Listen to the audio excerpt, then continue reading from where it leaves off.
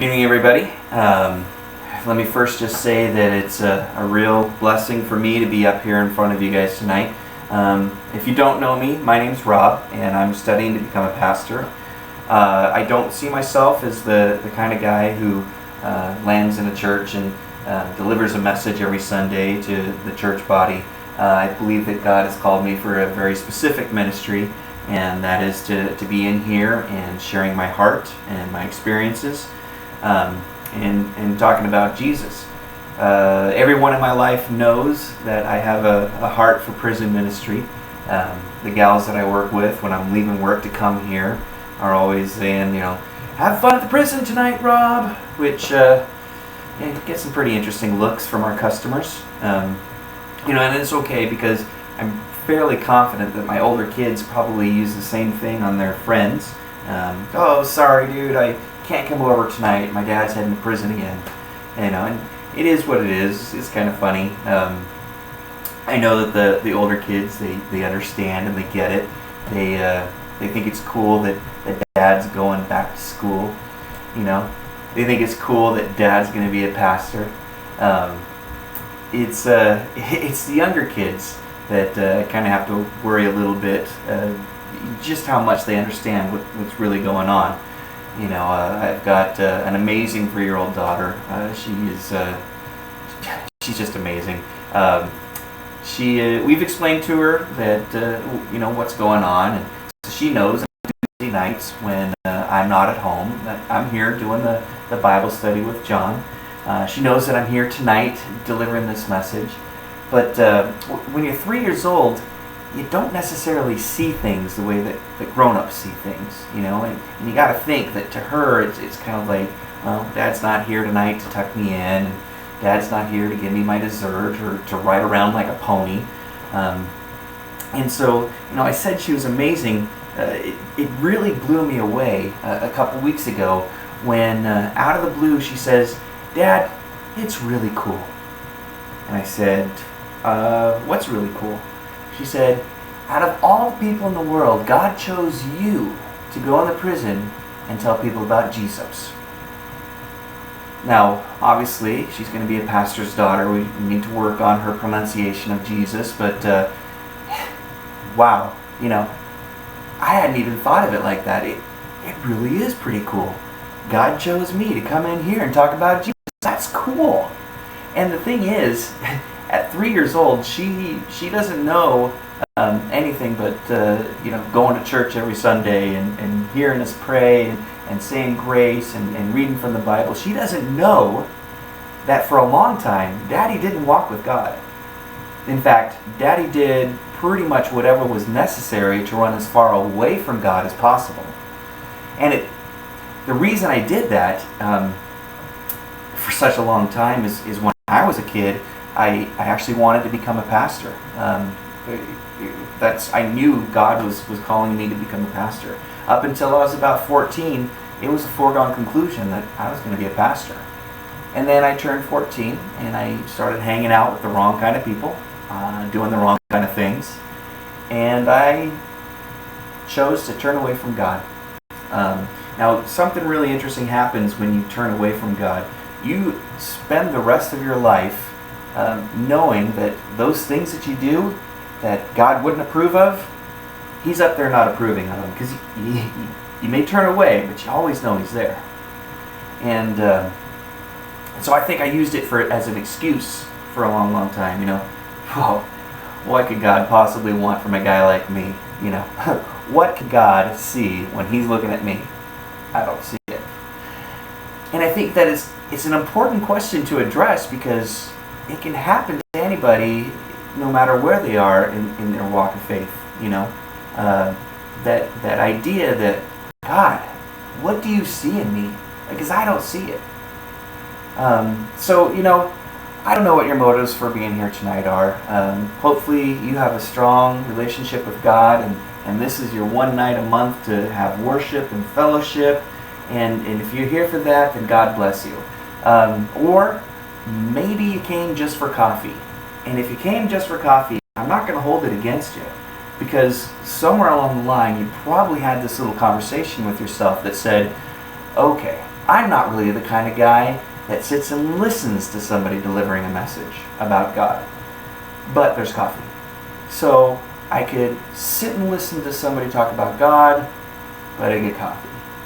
God, coffee. And you chose coffee. And I don't blame you. I would have chosen the same thing. But in this God portion of that conversation, there's a real good chance that at some point you looked at your life and said, what could God possibly see in me? And so tonight we're going to kind of go through this and we're going to look at it and we're going to try to answer that question together. What does God see when He looks at us? What is He looking for when He looks at us? And so tonight we're going to be in 1 Samuel and around chapter 16. We're going to jump around a little bit. A little bit of backstory on what's going on here. The first king of Israel, King Saul, has just been rejected by God. Good place to start, right? The prophet Samuel has just pretty much put him on notice and let him know that he's screwed up for the last time. And so God is talking to Samuel in 1 Samuel chapter 16, and He's telling him that he needs to go to Bethlehem and find Jesse. It's going to be one of Jesse's sons who's going to be the next king. And Samuel says, well, how can I do this? If Samuel finds out about it, he's going to kill me. And so God comes up with a little plan for Samuel, keep it on the down low, and it gets us to verse 4. Samuel did what the Lord said. When he arrived at Bethlehem, the elders of the town trembled when they met him. They asked, do you come in peace? Samuel replied, yes, in peace I have come to sacrifice to the Lord. Consecrate yourselves and come to the sacrifice with me. Then he consecrated Jesse and his sons and invited them to the sacrifice. When they arrived, Samuel saw Eliab, Jesse's oldest son, and thought, surely the Lord's anointed stands here before the Lord. But the Lord said to Samuel, do not consider his appearance or his height, for I have rejected him. The Lord does not look at the things people look at. People look at the outward appearances, but the Lord looks at the heart. And so you're probably thinking, okay, message over. God looks at the heart. That was easy. Let's go get more coffee. Okay, but what about the heart does God look at? Let's keep on going. Then Jesse called Abinadab and had him pass in front of Samuel. But Samuel said, the Lord has not chosen this one either. As it goes through, 7 of Jesse's sons pass before Samuel, and each one God says, nope, not this one. Nope, not that one either. Finally, Samuel says to Jesse, do you have any more sons? And Jesse says, well, there's David. He's the youngest. He's out tending the sheep. He was an afterthought even in Jesse's mind. And Samuel said, well, okay, we need to get him. So down to verse 12. So he sent for him and had him brought in. He was glowing with health and had a fine appearance and handsome features. Didn't we just say that God doesn't look at the physical? Anyway. Then the Lord said, rise and anoint him. This is the one. Okay. So what about David made him any better than his brothers? Obviously it had something to do with his heart, but we really don't know from this. In fact, what was it about David's heart that made him better than pretty much anybody in Israel, and definitely better than the rejected King Saul? Now, you have to kind of understand a couple things about this period of time. For a long time, Israel went without a king. And the way that it worked was basically this. Israel would go along and then they would turn away from God, and they would end up being attacked or enslaved, and they would cry out to God, God, we are your chosen people, please come save us. And God would raise up what we call a judge to lead them out of whatever catastrophe that they were going through at the time. And a lot of times that catastrophe ended up with the judge going out and defeating the bad guys. And if you ever just want to read some really cool Bible stories that make you go, wow, that's in the Bible, the book of Judges is a good place to start. Anyway, so Samuel was one of these judges, and he was the last of the judges. And when he got old, he was kind of going to pass the leadership role off to his 2 sons. And the nation of Israel, they looked at his sons and said, Samuel, they're not like you. They take bribes, they don't follow God. We want a king. We want to be like all the other nations around us. We want a king to lead us. And Samuel was hurt by this. And so he went to God and he said, what do you want me to do with this? And God said, don't worry, Samuel. It's not you that they've rejected. It's me. Israel will have a king, but you're going to want to warn them what's going to happen when they get a king. And so Samuel went back to the people and said, okay, so here's what's going to happen. You're going to get a king, and he's going to take the best of your young men to be soldiers in his army. He's going to take the best of your young women to be perfumers and bakers in his house.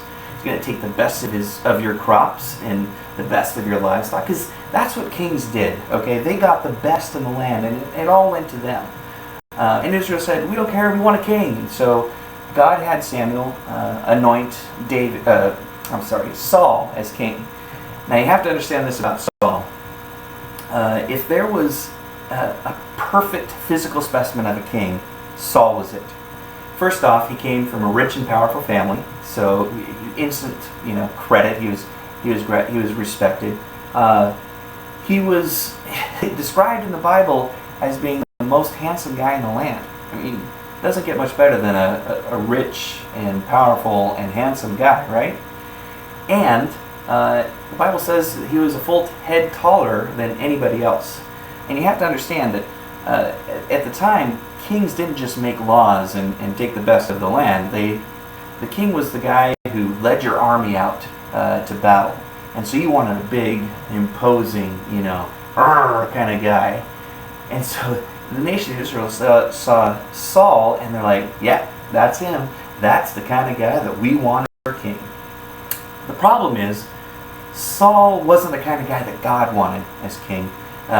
He kind of did his own thing. And over and over and over, he didn't disobey God, but he didn't fully obey God. And partial obedience really kind of is disobedience. He'd do this, but not do this. And he would be told to do this, and he'd do this. And the last straw came when Saul was told to go and wipe out the Amalekites. And he wasn't supposed to leave anybody alive. He wasn't supposed to even let their livestock live. And so he raised up his army, and he went out, and he mostly defeated the Amalekites. They captured the king, and they were going to bring him back to their house, the capital. And the troops, they wiped out most of the livestock, but they kept the best. And so when Samuel hadn't heard back how well it went, he went out to find Saul. And so we're back in 1 Samuel 15, and he goes and he sees what's going on, and he asks Saul, "Why did you not obey the Lord? Why did you pounce on the plunder and do evil in the eyes of the Lord?" And Saul said, "But I did obey the Lord. I went on the mission the Lord assigned me. I completely destroyed the Amalekites and brought back Agag their king. The soldiers took the sheep and cattle from the plunder, but the best of that which was devoted to God, in order to sacrifice to the Lord, your God at Gilgal." And Samuel replied, "Does the Lord really delight in burnt offerings and sacrifices as much as in obeying the Lord? To obey is better than sacrifice, and to heed is better than the fat of the rams." Now, what Samuel is saying here is, Saul, if you had done what God had wanted, there really wouldn't be any reason to make a sacrifice. And what you've done here is done what Saul wanted. And that's not good. See, God wants obedience from us. Now, obedience is not the first thing. That's not where it starts, okay? But if you're screwing up because you're doing what you want to do and not doing what God wants to do, then you're going to be asking for forgiveness a lot. Wouldn't it be better just to start by doing what God wants you to do? In the obedience portion of it, you don't obey somebody that you don't trust. If a stranger doesn't come up to you and tell you to get on your knees, and you get on your knees, you're probably going to go, tell them where to go. But if a friend comes up and says, "Hey, there's a crazy things flying around, you might want to duck. You're going to duck because you trust him, right? And so God wants that from us. He wants us to trust him. Let's go back to chapter 16. Verse 1, the Lord said to Samuel, how long will you mourn for Saul, since I have rejected him as king of Israel? Fill your horn with oil and be on your way. I'm sending you to Jesse of Bethlehem. I have chosen one of his sons to be king. But Samuel said, how can I go? If Saul hears about it, he'll kill me. The Lord said, take a heifer with you and say, I've come to sacrifice to the Lord. Invite Jesse to the sacrifice, and I'll show you what to do. You are to anoint for me the one I indicate. Verse 4, Samuel did what the Lord said. Okay, yeah, Samuel obeyed God, but he obeyed him because he trusted him. He knew that Saul was going to come and would kill him if he found out, but he trusted God. And so he submitted himself. God, you told me to do something, I'm going to go do it. If you look at David, when he went up against Goliath, everybody knows the story of David and Goliath. David didn't say, you know what, I'm going to kick that guy's butt. No, he said, you know what, we've got God on our side. I don't care how big he is. We've got God. And he went out there and he had God. He did. He defeated Goliath, chopped off his head. Great story.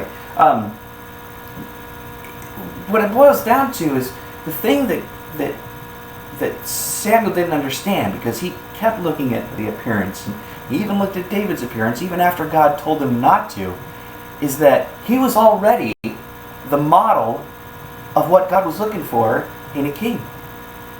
He wanted someone who would trust him and have faith in him and do what he said.